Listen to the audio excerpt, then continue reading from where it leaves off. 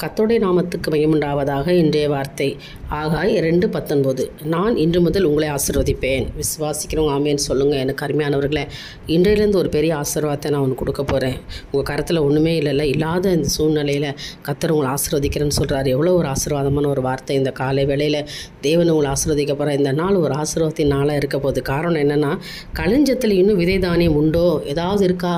ஒன்றுமே இல்லை, வெறுமையாக இருக்கிறேன் இல்லையா? திராட்சை செடியும் அத்தி மரமும் மாதளம் செடியும் ஒலிவ மரமும் கனி கொடுக்கவில்லையே. எந்த ஒரு அறுவடையும் இல்லை, மரங்களில் கனி இல்லை, வீட்டில் விதை தானியமும் இல்லை, ஒன்றுமே இல்லை. ஆனால் ஆண்டவர் சொல்கிறாரு, இன்று முதல் நான் அவனை ஆசீர்வதிப்பேன். ஒன்றுமே இல்லாத சூழ்நிலையிலும் கர்த்தரால் ஆசீர்வதிக்க முடியும். காரணம், என் தேவன் உங்களோடு இருக்கிறார். உன்னை ஆசீர்வதிக்க ஆண்டவர் திட்டமிட்டுட்டார்னா குறைவுகள் ஒன்றும் இல்லை. கூடவே இருந்து நான் உன்னை நடத்துவேன், உன்னை வழி நடத்துவேன் மகளே, உன்னை நான் ஆசீர்வதிப்பேன். என்கிட்ட எதுவுமே இல்லை நான் சொல்லாத மகளே, என்னுடைய பாதத்தின் அருகே உட்காரு, என்னை நீ நோக்கி பாரு, நான் உன்னை பல்லுகவும் பெருகவும் செய்வேன்.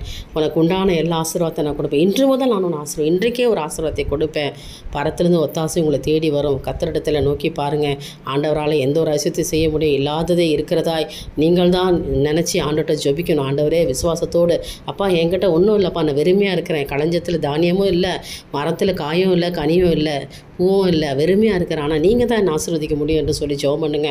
இன்று முதல் நான் உன்னை ஆசீர்வதிப்பேன் என்று சொன்ன தேவன் உங்களை ஆசீர்வதிப்பாராக. தேவனுக்கே மகிமை உண்டாகட்டும். ஆமென்.